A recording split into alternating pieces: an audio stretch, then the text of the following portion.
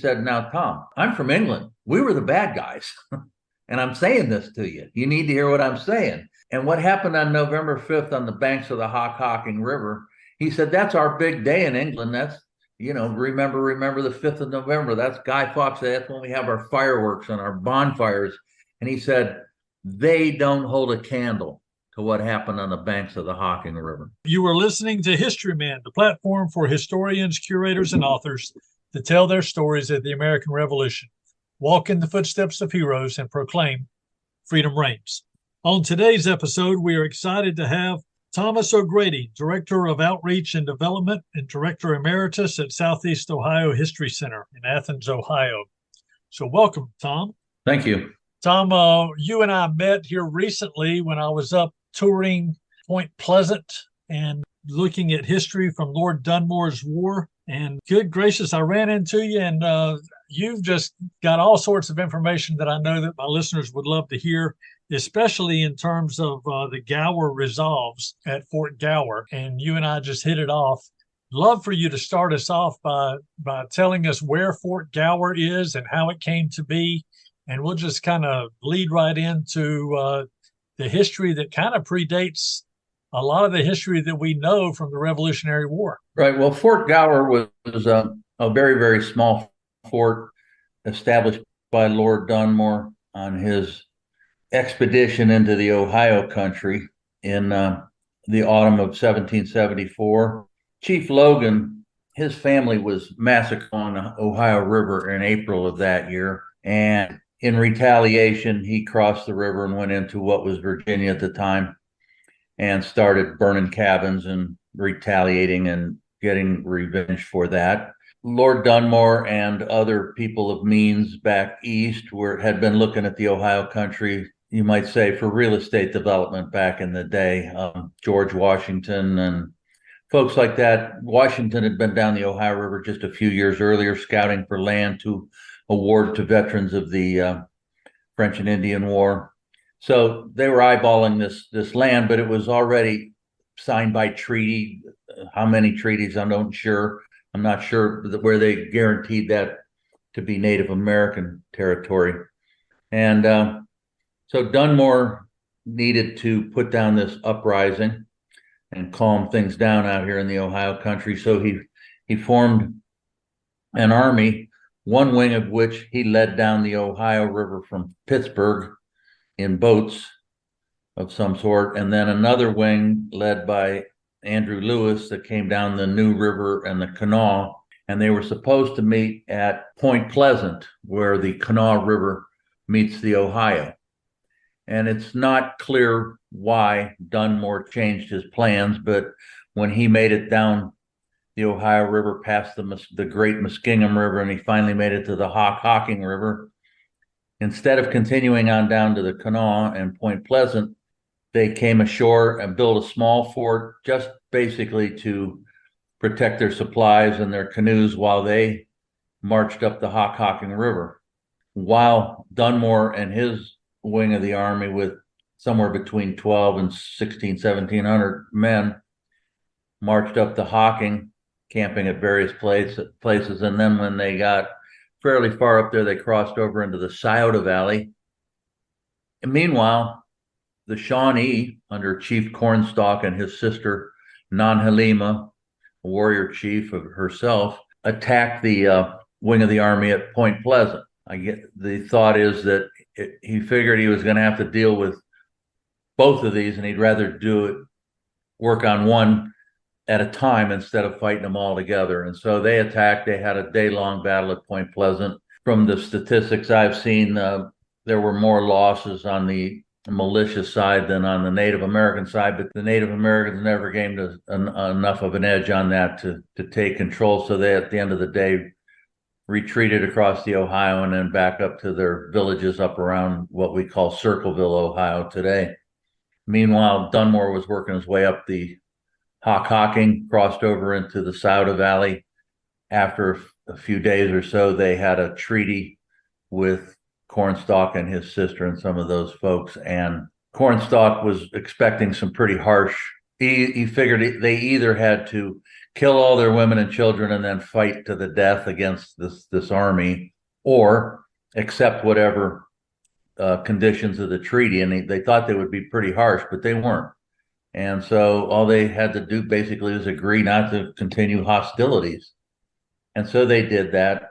They headed back afterwards to and this story involves, I don't know how much people might know about Chief Logan, but he was of Seneca. He'd grown up in upstate New York, and like all the rest, they'd been pushed into the Ohio country. And he still was pretty bitter at the time of the treaty, and so he refused to attend it. And so a brother-in-law of his sought him out and found him underneath this giant spreading elm tree over on the Pickaway Plains, where he gave a very impassioned speech, which has gone down in history, known as Logan's Lament. And it's said that at one point in American history, every school child committed that speech to memory. When it got back east, Jefferson got a hold of it, and he printed it up in the only book he ever published, Notes on Virginia, and he compared Logan's speech to the oratory of Demosthenes and Cicero, and thought it was quite an eloquent presentation. And I don't have it handy here. I'd share it with you. It's not long, but it goes something like, "What white man ever entered Logan's cabin hungry and he fed him not meat? What white man ever entered Logan's cabin naked and he did not clothe him?" And he thought to live with the white man, and he got along with him well. But as for the actions for that previous spring, and killed every member of Logan's family. And so he retaliated, and he said, he's happy about the beams of peace, but he wasn't going to participate in that. And then his final statement was, "Who is there to mourn for Logan? Not one." And that really caught Jefferson. Anyway, as these folks got back, as Dunmore and his army got back down to Fort Gower, and I might mention a few of the people he had in this army with his 12 to 1,600 people. George Rogers Clark, the older brother of William Clark of Lewis and Clark fame.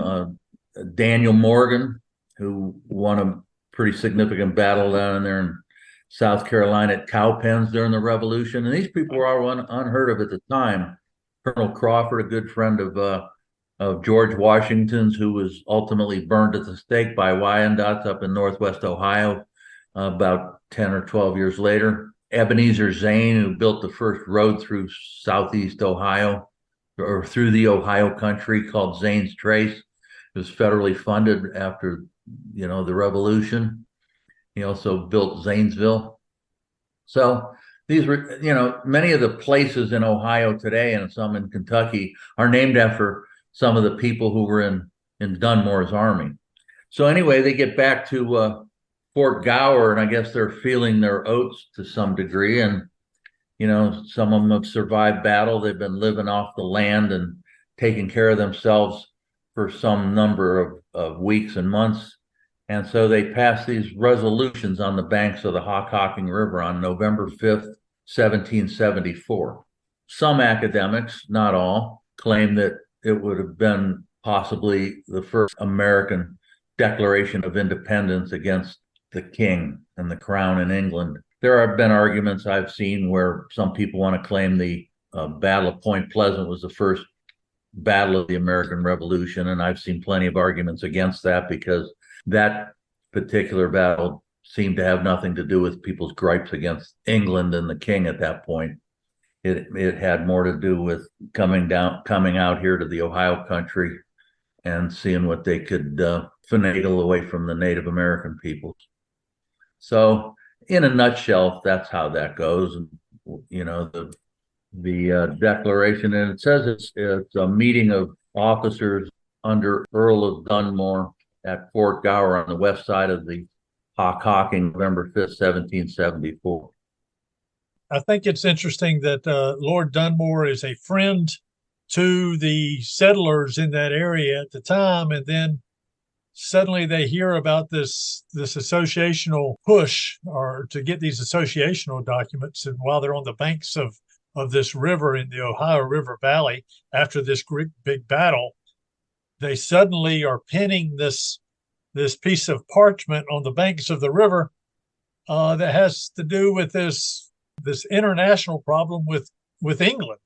I find that pretty interesting that they still had a mindset that they were Americans and that they had a problem with England. Was Yeah, Lord that is Dun? interesting. So they lost companions. They had this treaty with Native Americans, and when they get back, their resolves have nothing to do with that. It has to do with their complaints and gripes with the crown. That is an interesting Yeah, yeah. a And Lord sidebar. Dunmore was not always a friend. I mean, when he got back, he suddenly became their enemy in many ways, right? Right. Well, And he didn't was the the only one, as I understand it, he's the only one who came out here that represented Great Britain. He was the Scottish Earl, and all the rest of them were colonists. right? He found himself right in the middle of this huge debate on an international scale.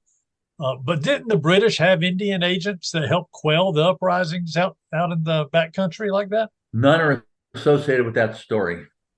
There Really? was a couple of agents, a guy named Campbell Uh-huh. and another one, but they seem to have done a lot of their work in the Pennsylvania area, I see. but none of them made it to the Ohio country, to my knowledge. So, do you have a copy of the Gower Resolves that you could read to Well, us? I have a parchment here that I believe is a facsimile to it. Yeah. I'd love for you to read that because I know that over the course of these associational documents, you see a change in the way people perceive themselves as people of the king's men, and that they give their loyalty to the king, but they have these other issues with Parliament. And then as we get into Thomas Paine's common sense, all of a sudden it changes to no, we're Americans first. But the Gower Resolves are some of the first ones that were out there, especially in the Southern campaign. So I think it's interesting for our listeners to hear the thoughts and issues that came up in this particular document. It's referred to as the Fort Gower Resolves in plural. There are two of them.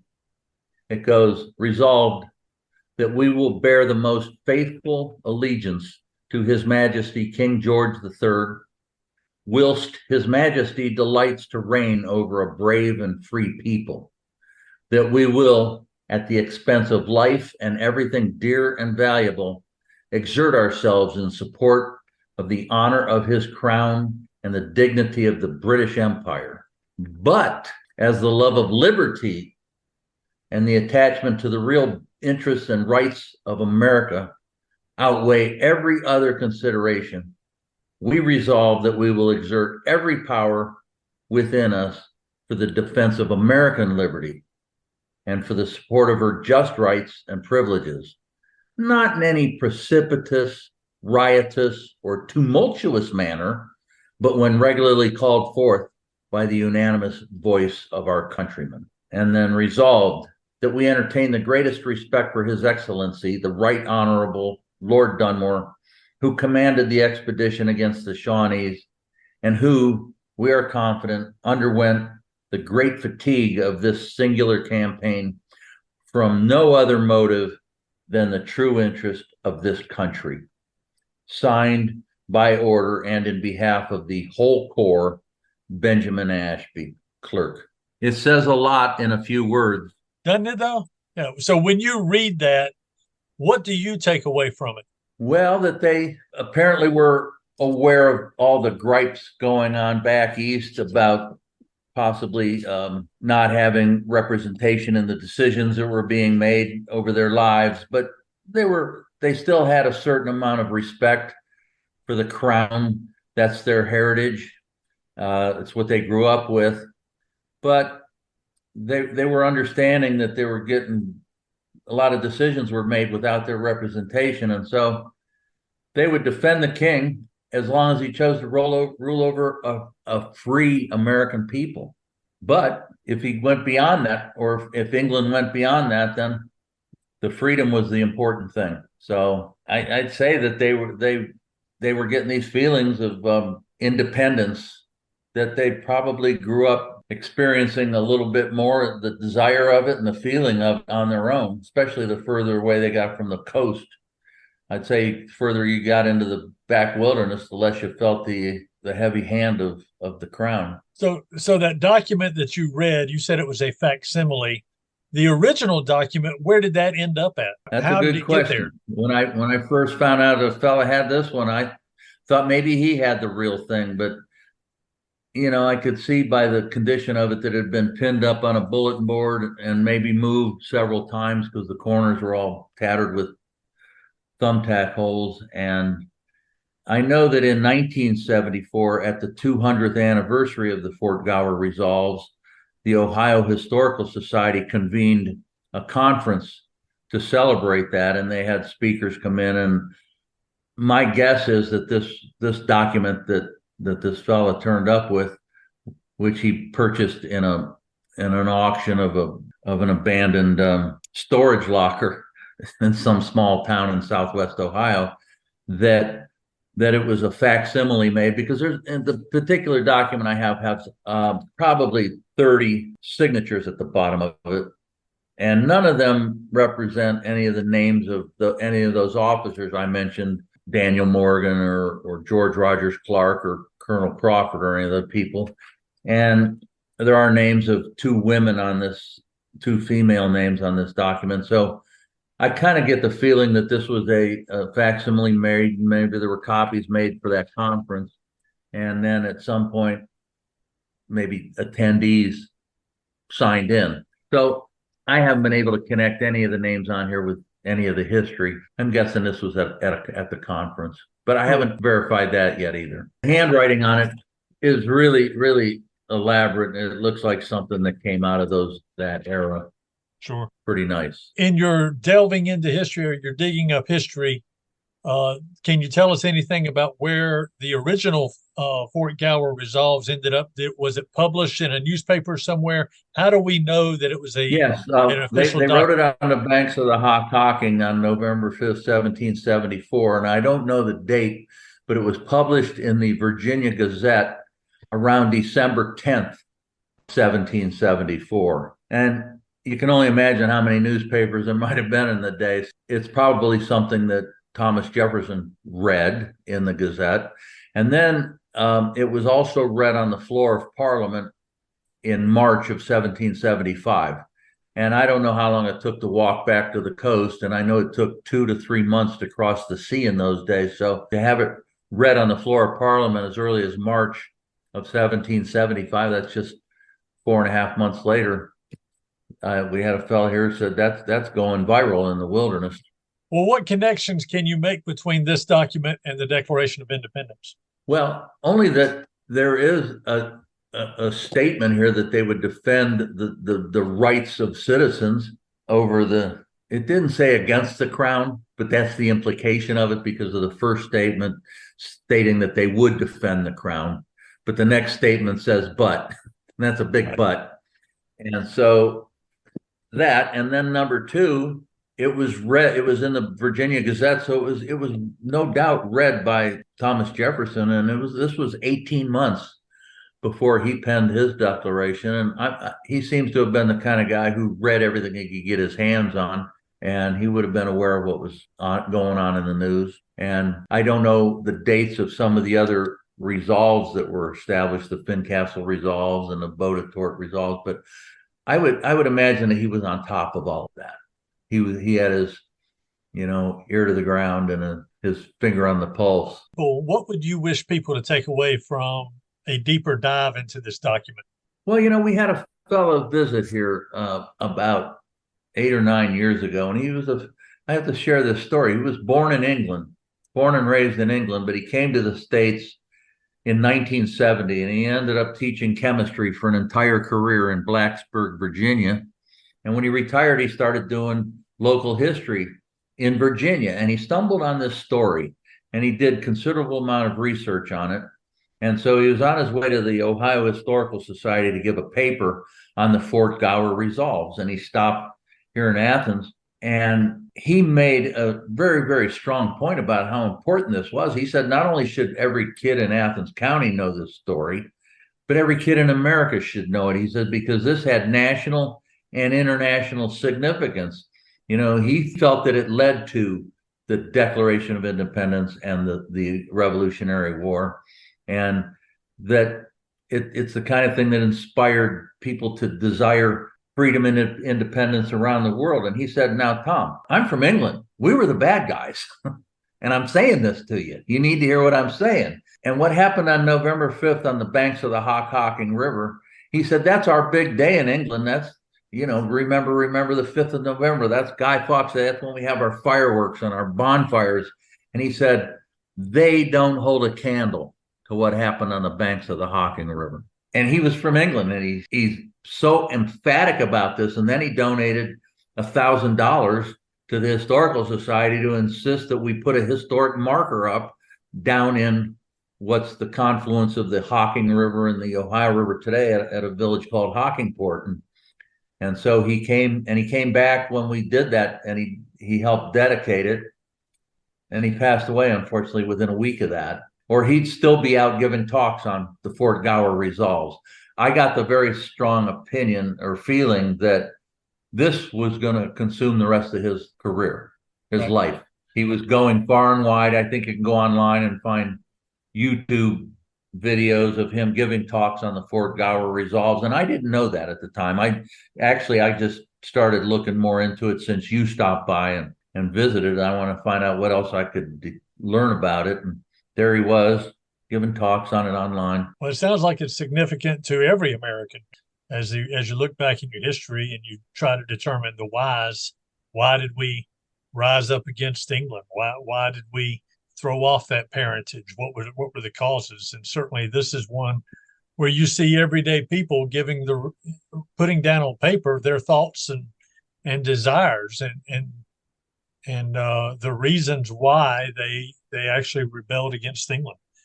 What would you? You asked a question a minute ago about what would I want people to take away with this thing? And, this is not a competition between what's the first declaration of independence in American history or not. Nothing like that. It's the American Declaration of Independence is what it is, and it's so significant.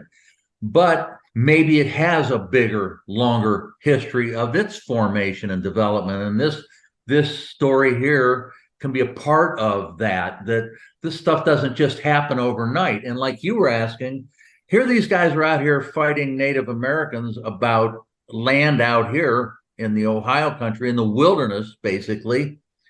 And when the first chance they have to express themselves, they're talking about what's going on back on the shore and with England and the crown. And that's significant. So none of this stuff happened instantaneously. This is stuff that had to be on these people's minds and in their hearts, and they had to be thinking about what was going on in their absence back home, because they were gone for some months and into unknown territory, basically. Yet they're still thinking about how they're being treated by the crown. I think you're right. As we finish up, tell us a little bit about the Southeast Ohio History Center. Well, we a few years ago were the Athens County Historical Society and Museum, and we focused on one county down here, but the organization tried to save this old church. We ended up buying this 100-year-old church and moving it into a 100-year-old church. And it's going to take a lot of money to fix that. And it happens to be different. The politics around this neighborhood is different from what's going on in the state, at the state level in Columbus. And so we were told, if you guys need money out of the state, you'd be better off representing a larger region than just Athens County. And we thought about that. And all of this territory used to be Washington County. And when Ohio became a state in 1803, there were 4 counties that made up Southeast Ohio. Athens County didn't even exist. And a couple of years later, Athens was created, and it was so much bigger. And then subsequent to that, they hacked into all these counties to make all of the other counties in the region. So we realized we all have a common heritage down here. One of the things we've learned is that a lot of Southeast Ohio history turns out to be American history. And in some cases, we have examples of world history. And so one of the things we're trying to do is work with our neighbors. This is Appalachian Ohio, so it's the poor section of the state. We're trying to work with our neighbors who have historical societies that are completely run by volunteers to be a louder voice for preservation, because we're losing our historic buildings left and right. and we don't have the funding to save that stuff. So we want to be a louder voice to remind people in Columbus that this is where Ohio began, in this southeast section. It's where the Fort Gower Resolves came from, and people in Columbus haven't heard of these things yet. So that's our goal, is to put southeast Ohio in a bigger position in the minds of the state of Ohio. That's one thing. And then basically to work with our neighbors. We all need to help each other out. The people who came and settled here came from everywhere. Southeast Ohio is as much of a melting pot as anywhere. And the resources they harvested not only built all the towns of Southeast Ohio, they harvested the resources that built the big cities of Ohio and much of the Midwest. And we need to remind folks of that. And, we just have to work together to do that. And that's our goal. How would they reach you? Check us out on the World Wide Web at www.southeastohio.org online. My email is tom@southeastohio.org. So one last question I try to ask all my guests is, what does liberty mean to you? Boy, that's something I think I've grown up taking for granted my whole life, because we just claim to have it. This is a free country, all that kind of thing. And, the more you look at it, the more you realize nothing's free. And a whole lot of people shed a lot of blood and, went through a lot of misery for us to be able to even claim this independence and this freedom. And in my own experience, I know that, you can talk about free speech. Well, whenever I've said something that has any moment, all of a sudden I realize, boy, there's a cost to that.